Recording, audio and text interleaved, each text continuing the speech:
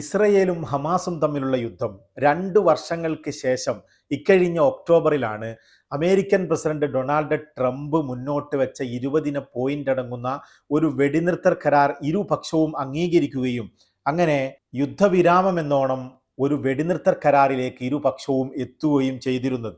എന്നാൽ ആ ഒന്നാം ഘട്ട വെടിനിർത്തൽ കരാറിൽ ഇരുവിഭാഗവും ഒപ്പുവെച്ചിട്ടുണ്ടെങ്കിലും രണ്ടാം ഘട്ടത്തിലേക്ക് കടക്കേണ്ട സമയം അതിക്രമിച്ചിരിക്കുകയാണ് ഇപ്പോൾ. എന്നാൽ എപ്പോഴാണ് രണ്ടാം ഘട്ടത്തിലേക്ക് ഇരുവർക്കും കടക്കാൻ കഴിയുക എന്ന് അന്താരാഷ്ട്ര സമൂഹം ചോദ്യങ്ങൾ ഉന്നയിക്കുമ്പോഴാണ് ഇസ്രയേൽ കഴിഞ്ഞ ദിവസം ഗസ സിറ്റിയിൽ ഒരു ഹമാസ് നേതാവിനെ, ഒരു ഉന്നത ഹമാസ് കമാൻഡറെ ഡ്രോൺ ആക്രമണത്തിലൂടെ വധിച്ചുകൊണ്ട് വീണ്ടും വെടിനിർത്തൽ കരാറിന് പൂർണ്ണമായ ലംഘനം നടത്തിക്കൊണ്ട് രംഗപ്രവേശനം നടത്തിയത് എന്നുള്ളതാണ്.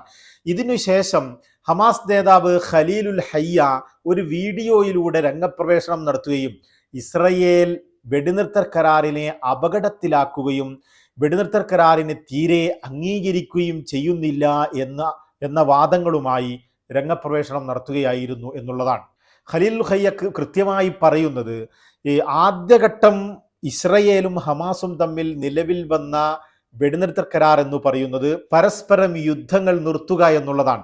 ആക്രമണങ്ങൾ നിർത്തുകയും എന്നിട്ട് ജീവിച്ചിരിക്കുകയും മരിച്ചു പോകുകയും ചെയ്ത ബന്ദികളെ കൈമാറുകയും ചെയ്യുക എന്നുള്ളതാണ്. ഇസ്രയേലി ജയിലിൽ കഴിയുന്ന, ഇസ്രയേൽ അകാരണമായി പിടിച്ചുകൊണ്ടുപോയ ഗസക്കാരെ, ഫലസ്തീനികളെ വിട്ടയക്കുകയും പകരം ഇസ്രയേലിൽ നിന്ന് പിടിച്ചു കൊണ്ടുവന്ന ബന്ദികളായിരിക്കുന്ന ജീവനുള്ളവരെ വിട്ടുകൊടുക്കുകയും അതുപോലെ തന്നെ മരണപ്പെട്ട ശവശരീരങ്ങൾ ഹമാസ് അതും കൂടി വിട്ടുകൊടുക്കുകയും ചെയ്യുക എന്നുള്ളതാണ് കൃത്യമായും. അതുപോലെ തന്നെ ഗസയിലേക്ക് മാനുഷിക സഹായം കടത്തിവിടുകയും ചെയ്യുക എന്നുള്ളതാണ് ഈ ആദ്യഘട്ട വെടിനിർത്തൽ കരാർ എന്ന് പറയുന്നത്. എന്നാൽ ഇതിൻ്റെ ഏകദേശം അവസാനത്തിലേക്ക് ഈ വെടിനിർത്തൽ കരാർ കടക്കുമ്പോൾ രണ്ടാം ഘട്ടത്തിലേക്ക് ഇരു വിഭാഗവും കടക്കേണ്ട സമയം ആസന്നമായി നിൽക്കുമ്പോഴാണ് ഇത്തരത്തിൽ ഹമാസ് കമാൻഡറെ തന്നെ വധിച്ചുകൊണ്ട് വെടിനിർത്തൽ കരാറിനെ ചോദ്യമുനയിലാക്കി ഇസ്രയേലിൻ്റെ ബെഞ്ചമിൻ നെതന്യാഹുവിൻ്റെ പ്രവർത്തനം അരങ്ങേറിയത് എന്നുള്ളതാണ്. ഇതിൽ ഖലീലുൽ ഹയ്യ കൃത്യമായി പറയുന്നത്, മധ്യസ്ഥർക്ക് ഇതിൽ വലിയ റോൾ ഉണ്ടെന്നും അവർ ഇസ്രയേലിൻ്റെ മേൽ ഈ വെടിനിർത്തൽ കരാറിനെ മാനിക്കുവാനും അതിനെ ബഹുമാനിക്കുവാനും പ്രഷർ ചെലുത്തേണ്ടതുണ്ട്, പ്രത്യേകിച്ച് അമേരിക്കൻ പ്രസിഡന്റ് ഡൊണാൾഡ് ട്രംപ് എന്നാണ് ഖലീലുൽ ഹയ്യ ഈ വിഷയത്തിൽ പറയുന്നത്. ഇവിടെ നമുക്കറിയാം, ഈ വിഷയത്തിൽ ഇസ്രയേലും അമേരിക്കയും രണ്ട് തട്ടിലാണെന്നും ഇതിൽ വിഭിന്ന അഭിപ്രായമുണ്ടെന്നും ട്രംപ് പറയുന്നത് പോലെ ഇസ്രയേൽ പ്രവർത്തിക്കുന്നില്ലെന്നും, അല്ലെങ്കിൽ ട്രംപ് ലോകത്തെ മുൻനിര നേതാക്കളെയൊക്കെ വിളിച്ചിരുത്തി ഈജിപ്തിൽ ഒരു യോഗം ചേരുകയും എന്നിട്ട് വലിയ കുട്ടിഘോഷത്തോടുകൂടെ സൈനിങ് സെറിമണിയൊക്കെ നടത്തിക്കൊണ്ട് വന്ന ഈ ഒരു വെടിനിർത്തൽ കരാറിനെ ഇസ്രയേൽ ബഹുമാനിക്കാതിരിക്കുകയും ട്രംപിനെ ലോക നേതാക്കൾക്ക് മുന്നിൽ അപമാനിക്കുകയും ചെയ്യുന്ന പ്രവർത്തനം തുടരുകയും ചെയ്യുന്നത് കൊണ്ട് ട്രംപും ഇസ്രയേൽ ഭരണകൂടവും ഈ വിഷയത്തിൽ ഭിന്നാഭിപ്രായമുണ്ട് എന്നാണ് ഇസ്രയേലി മാധ്യമങ്ങൾ തന്നെ റിപ്പോർട്ട് ചെയ്യുന്നത്. അതായത് അമേരിക്ക ഇപ്പോഴും ഈ വെടിനിർത്തൽ കരാറിനെ ഇസ്രയേൽ കൃത്യമായി മാനിക്കുവാനും രണ്ടാം ഘട്ടത്തിലേക്ക് കടക്കുവാനും പ്രഷർ ചെലുത്തിക്കൊണ്ടിരിക്കുന്നു എന്നും ഇസ്രയേലി മാധ്യമങ്ങൾ റിപ്പോർട്ട് ചെയ്യുകയാണ്. ഈ പ്രഷറിൻ്റെ ഭാഗമായിരിക്കാം ഒരുപക്ഷെ ഇത്തരത്തിൽ ഹമാസ് ഇസ്രയേലിനെതിരെ ആരോപണങ്ങൾ ഉന്നയിക്കുമ്പോൾ കഴിഞ്ഞ ദിവസം ബെഞ്ചമിൻ നെതന്യാഹു ഹമാസിനെതിരെ ആരോപണം ഉന്നയിച്ച് രംഗപ്രവേശനം നടത്തിയത് എന്നുള്ളതാണ്. അതായത് തങ്ങളുടെ അവസാന ബന്ദിയെ വിട്ടുതരാതെ വെടിനിർത്തൽ കരാറിൻ്റെ രണ്ടാം ഘട്ടം ഹമാസ് വൈകിപ്പിക്കുകയാണ് എന്ന ആരോപണമാണ് ബെഞ്ചമിൻ നെതന്യാഹു നടത്തിയത്. അതായത് അവിടെ ഗസയിൽ നിന്ന് ഇപ്പോഴും ഒരു ബന്ദിയെ കൂടി, മരണപ്പെട്ടു പോയ ശവശരീരമായ ഒരു ബന്ദിയെ കൂടി ഹമാസ് കൈമാറാൻ ബാക്കിയുണ്ട് എന്നുള്ളതാണ്. അതായത് ഇസ്രയേൽ ഗസയിൽ ചെയ്തു വെച്ച നരനായാട്ടിൽ ഗസയിലെ ഏകദേശ ബിൽഡിങ്ങുകളും തകർന്നു പോകുകയും ഹമാസ് ഇസ്രയേലി ബന്ദികളെ താമസിപ്പിച്ച ബിൽഡിങ്ങുകൾക്കുള്ളിൽ ഇസ്രയേലി ആക്രമണം കൊണ്ട് തന്നെ ഇസ്രയേലിലെ ബന്ദികൾ പലരും മരണപ്പെട്ടു പോയി എന്നുള്ളതാണ്. ആ മരണപ്പെട്ടു പോയ ബന്ദികളെ എക്യുപ്മെന്റ്സ് JCBയും മറ്റുമൊക്കെ ഉപയോഗിച്ചുകൊണ്ട് ശവശരീരങ്ങൾ വീണ്ടിയെടുത്ത് ഇസ്രയേലിന് ദിവസങ്ങളായി കൈമാറിക്കൊണ്ടിരിക്കുകയാണ്. ഇനിയും ലഭ്യമാവാത്ത ഒരു ജഡം കൂടി ഗസയിൽ അവശേഷിക്കുന്നു എന്നുള്ളതാണ്.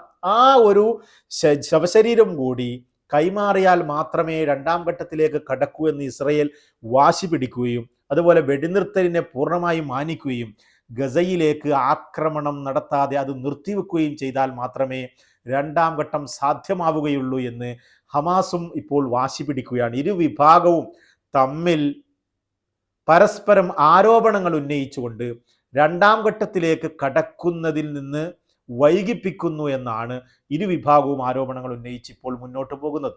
ഒരു വിഷയം വളരെ കൃത്യമാണ്. അതായത് ഈ ഒന്നാം ഘട്ട വെടിനിർത്തൽ കരാർ നിലവിൽ വന്നത് മുതൽ ഇസ്രയേൽ ഗസയിൽ നൂറുകണക്കിന് വെടിനിർത്തൽ ലംഘനങ്ങൾ നടത്തിയിട്ടുണ്ട് എന്നുള്ളതാണ് ഒന്നാമത്തെ വിഷയം.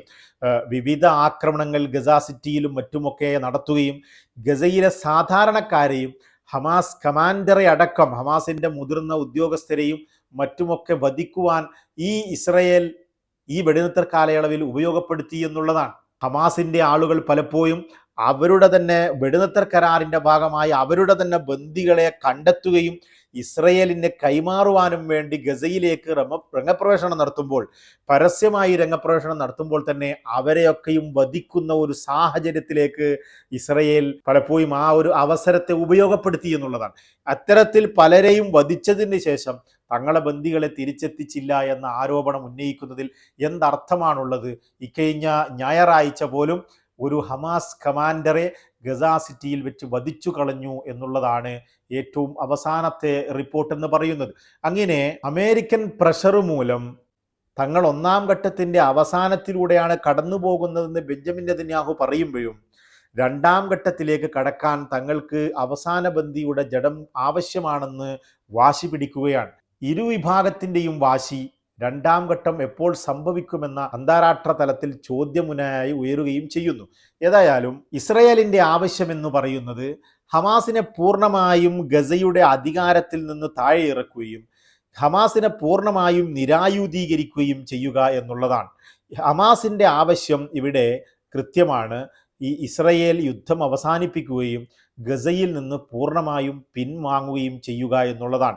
രണ്ടാം ഘട്ടത്തിലെ ചർച്ച ചെയ്യേണ്ട ഒരു ഉടമ്പടി എന്ന് പറയുന്നത് രണ്ടാം ഘട്ട വെടിനിർത്തൽ കരാറിലേക്ക് കടക്കുമ്പോൾ ഇസ്രയേൽ ഗസയിൽ നിന്ന് പിൻവാങ്ങുന്നതോടൊപ്പം ഹമാസ് നിരായുധീകരിക്കുന്നതിനെ പറ്റിയും ഹമാസ് ഗസയിലെ എല്ലാവിധ ഭരണത്തിൽ നിന്നും താഴെ ഇറങ്ങുന്നതിനെ പറ്റിയുമാണ് കൃത്യമായും കൂടുതൽ ചർച്ചയ്ക്ക് ഇരിക്കേണ്ടത് എന്നുള്ളതാണ്. നിരായുധീകരണം അത് ഫലസ്തീൻ രാഷ്ട്രം നിലവിൽ വന്നതിന് ശേഷം മാത്രമായിരിക്കുമെന്ന് ഹമാസ് വാശി പിടിക്കുന്നു. അതുപോലെ തന്നെ അന്താരാഷ്ട്ര ഫോഴ്സ്, ഒരു ആഗോള ഫോഴ്സ്, വിവിധ രാജ്യങ്ങളുടെ പട്ടാളക്കാർ ഗസയിൽ ഭരണം നടത്തുന്നതിനെയും ഈ ഹമാസ് പലപ്പോഴും അതിനെ എതിർത്ത് സംസാരിച്ചിട്ടുണ്ട്. ഈ രണ്ട് മൂന്ന് വിഷയങ്ങൾ വളരെ കൃത്യമായി കൂടുതൽ ചർച്ചകൾക്ക് വിധേയമാക്കിയതിന് ശേഷമായിരിക്കും രണ്ടാം ഘട്ടത്തിലേക്ക് കടക്കുക. എന്നാൽ ഇതിനൊക്കെ ഇടക്ക് ഇസ്രയേലി പട്ടാളം നമുക്കറിയാം ഗസയിലെ 58% ഇപ്പോഴും കയ്യേറിയിരിക്കുന്നു.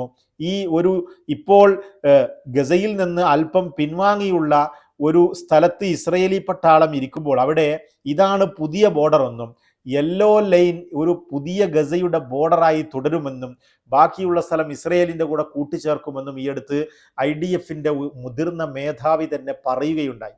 ഈ ഒരു വാക്കുകളും മറ്റുമൊക്കെ UN-ന്റെ പോലും കടുത്ത പ്രസ്താവനയിലേക്ക് വഴിയൊരുക്കി എന്നുള്ളതാണ്. അന്താരാഷ്ട്ര സമൂഹം, ഖത്തർ പോലെയുള്ള രാജ്യങ്ങൾ പോലും അതിനെതിരെ രംഗപ്രവേശനം നടത്തിയിട്ടുണ്ട്. തുർക്കിയും ഖത്തറും അമേരിക്കയും ഈജിപ്തും ഒക്കെയാണ് വളരെ പ്രധാനപ്പെട്ട ഈ ഒരു വെടിനിർത്തൽ കരാറിലെ മധ്യസ്ഥരെന്നും നമുക്കറിയാവുന്നതാണ്. ഏതായാലും ഇത്തരത്തിൽ ഇസ്രയേലിൻ്റെ ഭാഗത്ത് നിന്ന് വളരെ കൃത്യമായ പ്രകോപനം പല സമയങ്ങളിലായി ഉണ്ടായിട്ടുണ്ട് എന്നുള്ളതാണ്. വെടിനിർത്തൽ കരാറിനെ ഇസ്രയേൽ മാനിക്കുവാൻ വേണ്ടി മധ്യസ്ഥർ ഇടപെടണമെന്നാണ് ഹമാസ് നേതാവ് ഖലീൽ ഹയ്യയുടെ ഇപ്പോഴത്തെ ഏറ്റവും വലിയ ഒരു പ്രസ്താവന എന്ന് പറയുന്നത്. അദ്ദേഹം കഴിഞ്ഞ ദിവസം ഹമാസ് കമാൻഡറെ വധിച്ചതിനെ തുടർന്ന് വീഡിയോ സന്ദേശത്തിലൂടെ രംഗപ്രവേശനം നടത്തിയായിരുന്നു ഈ ഒരു ആവശ്യം ഉന്നയിക്കുകയും ഇസ്രയേലിനെതിരെ കടുത്ത ആരോപണം ഉന്നയിക്കുകയും ചെയ്തത് എന്നുള്ളതാണ്. ഏതായാലും വരും ഭാവിയിൽ ഹമാസ് അവസാന തടവുകാരനെ കൈമാറുകയും ഇസ്രയേൽ ഗസയിലേക്ക് ആക്രമണം നിർത്തിവെക്കുകയും അങ്ങനെ ഒരു രണ്ടാം ഘട്ടത്തിലേക്ക് ഇരുഭാഗവും കടക്കുമെന്ന് തന്നെ നമുക്ക് പ്രതീക്ഷിക്കാം. പക്ഷേ ഇസ്രയേലിൻ്റെ വിഷയം നമുക്കറിയാവുന്നതാണ്. അവർ ഒരു അന്താരാഷ്ട്ര നിയമത്തെയും പാലിക്കാത്ത, എല്ലാ നിയമത്തെയും തങ്ങൾക്ക് കാറ്റിൽ പറത്തുവാൻ വേണ്ടി ഉണ്ടാക്കിയതാണെന്ന് വിശ്വസിക്കുന്ന ഒരു വിഭാഗമാണ്. വരാൻ പോകുന്ന സംഭവങ്ങൾ നോക്കി തന്നെ കാണേണ്ടി വരും. തൽക്കാലം വിട, നമുക്ക് വീണ്ടും കാണാം.